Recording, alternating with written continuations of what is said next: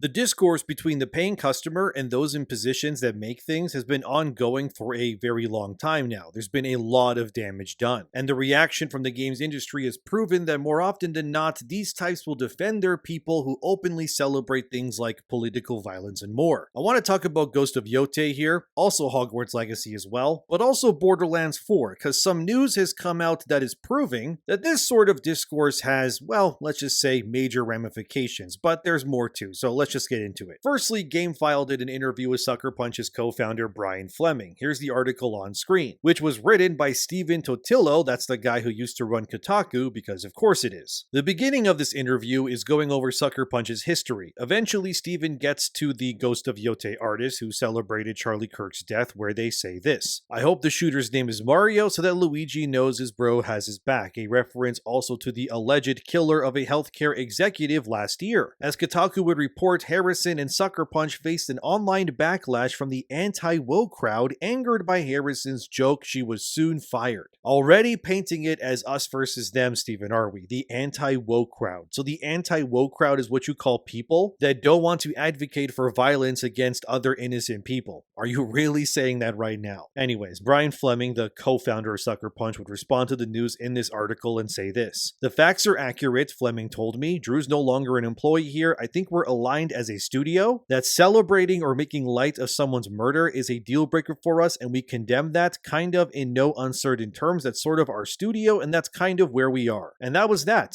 They moved on from this point and spoke about Ghost of Yotei and how they made the game and whatever else. It really wasn't much of a statement. Fleming tried to douse the flames and then try to calm the nerves, but frankly, I'm not really buying it. Because ultimately, at the end of the day, while Drew Harrison may be gone at Sucker Punch, it's clear they're just, masking their actual beliefs to trick people in order to get sales. And if you enjoy the content, by the way, consider liking the video, leaving a comment, and subscribing. It helps a lot, thank you. But as DEIDetected.com reported here, another Ghost of Yotei developer has celebrated Charlie Kirk's assassination. This dev is Kelly Snyder, as seen here. She is a senior producer at Sucker Punch on Ghost of Yotei. She has also liked posts on Blue Sky celebrating Charlie Kirk passing away. And as also seen here, there's verifiable proof of Snyder liking posts celebrating that violence, yet to this day, she's still at Sucker Punch. I don't know if just firing her would honestly calm the nerves enough for Yotei. Frankly, I just feel kind of disgusted whenever I see anything about Ghost of Yotei at this point. It's kind of impossible now to separate art from the artist, and frankly, it's become increasingly clear that there are likely many more people at Sucker Punch who think like Drew Harrison or this Snyder woman as well. But the biggest reason why I don't want to buy Ghost of Yotei myself is because of Erika Ishii. That's the actor who is the voice and literal face of the main character in Ghost of Yotei. I just frankly can't support something knowing that she's a part of the project at such a level, knowing how hateful she is towards anyone or really anything that doesn't agree with her on every fundamental level. But to the surprise of nobody, as seen here, Erika Ishii blocked me on Twitter. This was last year, by the way. And also, I didn't even know she existed until Ghost of Yotei got announced officially, which tells me she already blocked me prior to the game being announced, maybe. And again, I think if you're a professional in games especially, it's always the wrong thing to block people because you're telling others that you want nothing to do with them while also trying to sell a product to them. That's a bad wombo combo. But the thing is that we know that Sucker Punch deep down probably does hold the values of Erika Ishii, because if they didn't, they would not have worked with her for over 5 years on Ghost of Yotei. Because in 2020, Erika was posting stuff like this on Twitter, which reads, "Abolish the police. It is unconscionable to allow this racist institution that terrorizes the citizens they are sworn to protect. Abolish the police." Not only is abolishing the police moronic, because who exactly are you going to call if you're in trouble, but the concept of abolishing the police in general is something far leftist ideologue types believe in because, well, let's be real, they're crazy. Society would not work with no police officers. I hate to tell you guys, it would become hell on earth if no one was held accountable for their actions. It's kind of why the law exists in the first place, and the whole end of civilized society would definitely happen if, the police were abolished. Again though, she said that in 2020, right around when Yotei would have in theory gone into pre-production. But Sucker Punch believed her opinion here was totally fine because, well, she's in the game. She voices Atsu, her face is Atsu, and she wasn't fired. Then there was this other Twitter post from Erika, which has since been deleted. Some claim it could be fake, but I've seen quite a few people sharing it, so I'll offer this next example, but with an asterisk attached just in case. But allegedly, I'm going to say allegedly, Erika Ishii said this on June 13, 2020, which reads, "If you're MAGA, we don't want or need your business." Again, this tweet doesn't exist anymore. Now, I'm not going to say that it's 100% true, but if it is true and did exist, I would say this is yet again grounds for a boycott already, because Erica, clearly emboldened by the pro-censorship rules of a pre-owned Elon Musk Twitter era, was able to push her politics and saying that she wants nothing to do with conservatives, not realizing more than half of America alone is just that, not to mention other places in the world too. But again, allegedly claiming that you don't want the business of the people who don't align politically with you should be grounds for Sucker Punch to probably talk to Erica behind the scenes and tell her that this is not okay to do. Maybe they did do that. Maybe that's why this tweet doesn't exist anymore. But again, even if it was, her saying this still didn't cause Sucker Punch to pause and go, maybe we shouldn't allow someone who is so evidently politically hateful like this to be the literal face of our next game that will make or break our studio if it doesn't perform well. Yet time passed, and she remained as the main character and the voice. And now with everything that has happened up until today and Sucker Punch still working with her, whether Brian Fleming wants to convince us that being politically hateful is not a part of Sucker Punch's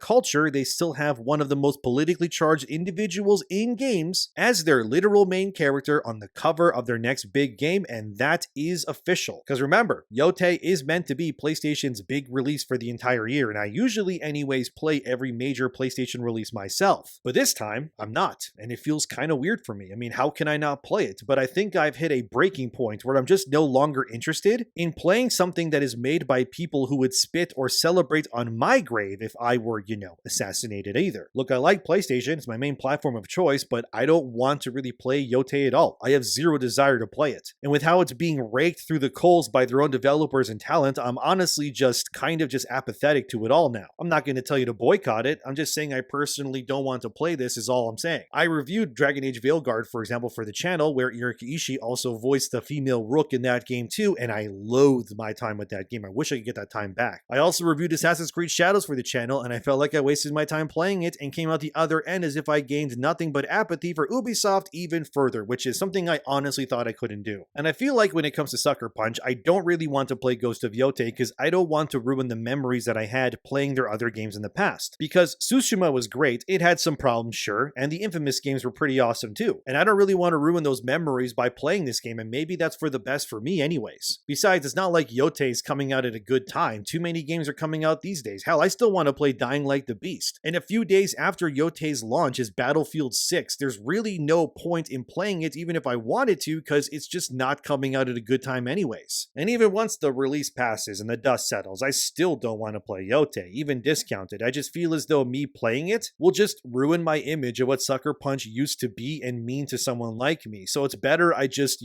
don't do that. And I believe that Sucker Punch should just probably end with Tsushima for me, and that's it. They never really made any other games after Jin Sakai's story in my head, and that's okay with me. Because I've just reached the point now where if any studio is going to do nonsense like this, I'm out. I just am. The fact that the main actor of Yotei said stuff like this, which you can see where she admits that she's a part of Antifa, as you can see on screen, that's really disgusting to me. These are radicals, guys. And the more you give them money, the more better equipped they'll be to further, spew their hateful rhetoric. And I'm just kind of sick of the politicization of entertainment as a whole. Right, left, I don't want any of it. I don't want pro-Trump or anti-Trump content in my games. I don't want a MAGA hat in the next Battlefield either. I just don't want any of it, I just want escapism that respects me as a customer as much as I like to think I respect these franchises too. But if this just continues, the only alternative is to simply walk away and just let these franchises and their studios die the same way Dragon Age and all the other ones did too. Again, it's not really out of anger or need, but honestly just sheer apathy. I just don't care anymore. Yotei just means nothing to me. At best, I'll probably just read up the story or watch a few cutscenes when the usual channels upload the full playthroughs. But frankly, I won't be buying it because I just don't want to, because I'm just sick and tired of these hateful people that are ruining entire studios and franchises because they can't help themselves but want to force everyone into becoming radicals like they are. So Sucker Punch can say they don't condone violence. But when your lead actor here, whose literal face and voice is the front of your game, I simply just don't believe you. And I'm actually insulted that you would think me or really anyone else is stupid enough to believe that either. I mean, let's be real, right? Stephen Totilo, who I said used to run Kotaku back in the day, he did that interview with Brian Fleming of Sucker Punch. That's the same Stephen Totilo that tried to rally a boycott via Axios.com, another news website, when Hogwarts Legacy was coming out in 2023. As you can see in this article, he made a few others as well. Stephen Totilo makes it very clear that Axios will not be covering Hogwarts Legacy because of J.K. Rowling's transphobic views and then some. And they were calling on others to not play it either. They didn't work, obviously, because Hogwarts Legacy ended up being the best-selling game of the year. It actually even beat out Call of Duty that year, but I can't frankly help but feel that Stephen Totilo here is just being, well, hypocritical. How can you sit there interviewing Brian Fleming, saying, yeah, cancel culture is bad, what happened to Drew Harrison and their comment on Charlie Kirk is being taken out of context, which it isn't, but anyways. But then you go ahead and write entire articles calling for Avalanche Studios, which made Hogwarts Legacy, by the way, to be boycotted, and the game should fail because an author who had nothing to do with the making of Hogwarts Legacy wrote the source material because you don't agree with them politically. And I'm being serious, make it make sense because you can't. Your kind is totally fine with tearing into the flesh of those you clearly hate. But then you always whimper and hold your bellies in pain as people give you the same actions to things that you actually like. It's just kind of what it is, right? They're hypocrites. Like, look at how Stephen Totilo compiled info in his Hogwarts Legacy boycott article, as you can see here. Claiming that J.K. Rowling is transphobic, boycotts are called with links in those words so that you can find out more so you can boycott it as well. And at one point, Stephen quotes IGN about Hogwarts Legacy, where IGN said this: "As critics, our job is to answer the question of whether or not we find Hogwarts Legacy to be fun to play and why. Whether it's ethical to play is a separate but still very important question. So don't try and trick me and others into thinking that you, as in the game's journalists in the industry, are suddenly concerned with cancel culture or people being unfairly targeted, when it was so evidently clear that the same game's journalists who were now rallying to defend Ghost of Yotei were perfectly fine with allowing Avalanche Studios, a place that was full of innocent devs making a game about Harry Potter and wanting them all to lose their jobs, having their studio shut down and their game flopped. For God's sakes, at one point they made one guy literally retire because they found his YouTube channel and said he was conservative and he worked on Hogwarts Legacy. Like, it's insane, dude. But it's all because these games journalists, they did not agree with J.K. Rowling, who again had nothing to do with that game. And Stephen Totilo of Axios or GameFile or wherever other place he works at, he even knows this. Because in that same Axios article, Stephen wrote himself, and it says this: "The game's official FAQ notes that J.K. Rowling is not involved in the creation of the game, but critics have said its popularity would still benefit Rowling." So you knew, Stephen. You knew Rowling had nothing to do with Hogwarts Legacy, but even then, you really couldn't stop yourself from rallying your readers to boycott the game simply because of political reasons. So how can I look at what you're doing here for Sucker Punch, trying to massage the pain away and make it seem so dire and sad that their artist got fired for inciting political violence, when you yourselves were trying to galvanize your own viewer bases to do the exact same thing to another game simply because you did not agree with it personally? No, I'm done. You're all scathing, hateful hypocrites, and the light is shining on all of you now. And I'm not going to let you try to put this one under the rug, because you can't, because this video exists. Hopefully people let other people know about this. Share the video, I guess? I don't know, but these people are hypocrites, okay? You can't take what they say as genuine, and I'm not even trying to swindle their words. I'm literally just showing you what Stephen is saying in his own articles that he wrote himself and thought was okay to hit publish on himself. He has no one to blame here but himself. So no, I'm not sorry if people don't really want to buy Ghost of Yotei, because you guys didn't give that same level of leeway to Hogwarts Legacy. Because I remember back in 2023 when it came to the whole Game of the Year talk, and despite Hogwarts scoring really high, which means even those that,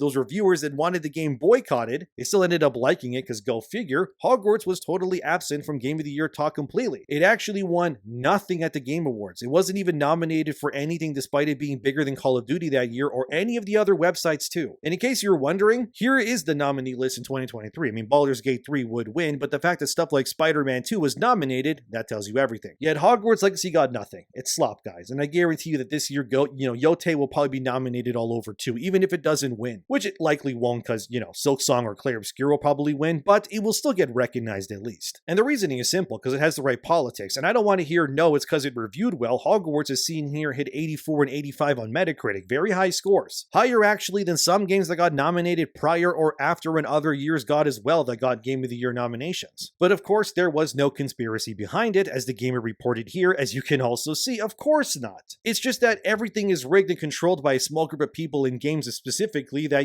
hates anything that doesn't think or act like them. And I'm frankly sick of it, and seeing the media white knight for Ghost of Yotei like this just shows me that it was always about politicals talk and right thing. And it never had nothing to do with how good a game was or not. And it's not just Yotei feeling the repercussions. Here's another example in Borderlands 4. As Wolf's Gaming blog reports here, Borderlands 4 is actually selling worse than Borderlands 3. Now, before people go, you're reciting a blog, how reputable is that? Sure, okay, fair enough. Well, they got this information from Alinea Analytics, which in case you don't know, that's one of the leading leaders in this sort of data within video games as a whole. So let's look at that now. As seen here from Alinea Analytics, Borderlands 4 has sold approximately 2.5 million copies so far, 1.3 million on Steam alone, and has made roughly roughly $150 million, which is about half of its budget, so it has not broken even, obviously, because the game has reportedly costed somewhere near $300 million to make, if you can believe it. So why is Borderlands 4 not selling as fast as Borderlands 3? According to Alania, as they show here, it comes down to bad performance and game stability, as well as Randy Pitchford, that's the CEO, voicing his opinions publicly, which has caused this in their opinion, which is exactly what I theorized in my Borderlands videos as well, that Randy's comments would lead to a net negative for Gearbox, and it has. I said that literally months ago. The game has not had an explosive start, and that's not good considering, in case you don't know, Borderlands is actually the second highest selling FPS franchise in the world. Only Call of Duty beats it. And before someone says you're lying, okay, well, here's one of the graphs you can find amongst many others online that all websites are sharing as well, that Borderlands is in second place. Probably gonna be third place soon once Battlefield 6 releases, but at least now you know. How bad is the launch of Borderlands 4 to 3, I hear some of you asking? Well, as Google's AI puts it when compiling all of this information, Borderlands 3 sold roughly 5 million copies in its first 5 days of release. We're at a week and then some for Borderlands 4 launching as of this video being made, and it's sold half of what the previous game has. The reason why I'm bringing this up in a video about Ghost of Yotei and Hogwarts Legacy and how these websites and journalists are all weaponizing and lying to their readers is to show you that the opinions and stances of those in these creative fields definitely have consequences. Borderlands 4, despite its stability issues, would have sold more if Randy Pitchford never opened his mouth and attacked fans or said anything stupid. That is very abundantly clear. His comments online has clearly costed them millions of dollars in sales, and when you take what Randy has said, which is honestly somewhat milquetoast, when you compare it to, say, Yotei's actor wanting to abolish the police, or that MAGA, allegedly anyway, should not buy any game that she's in, it just tells you what I've been saying all along. When you allow crazy people to voice their opinions, they are not just reflective of themselves, but the studios and the companies that they work with, and by association. Erika Ishii has ruined the reputation of Sucker Punch by her insane comments and then some. The same way that Randy Pitchford has costed his company millions because nobody was there to tell him to not send those tweets. Let this all be a lesson to everyone that your words have consequences, and that the more that these studios and the higher-ups lean into, employ, and push these objectively insane individuals into these positions of power, that it will only lead to more discourse and problems in the future. Maybe Yotei can break even given that it was allegedly made with a smaller budget like the first game? Maybe. But either way, I don't think Yotei will flop. Maybe, I don't know. And I don't necessarily want Sucker Punch to keel over and die either. But what I do hope for at the end of all of this is that Sucker Punch learns a valuable lesson here. A very valuable one. And I hope that Randy from Gearbox learned one too, which is that maybe just stick to,